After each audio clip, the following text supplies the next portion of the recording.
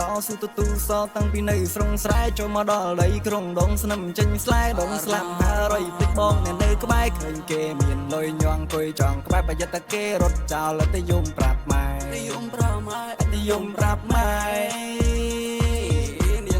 អូនមកនឹងចាំមិនផឹងទឹកតែបងអត់សូវឆ្ងាញ់តែវាអត់មានស្លែដកចេញតាំងចូលមិនត្រូវចិត្តងារមេអត់អូនបងរៀនសល់លុយផឹកកាហ្វេហុចសែកមកនឹងទុកឲ្យបងជាអ្នកសញ្ញេអូយសម្បើមិនដាក់អុយទុកឲ្យបងជាអ្នកភេ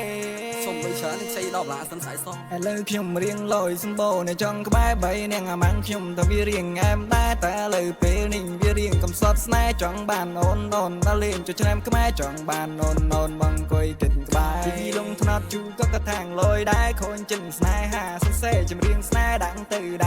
តែវារៀងងែមដែរអែមមិនទីសអែមងែមដែរអែមដែរ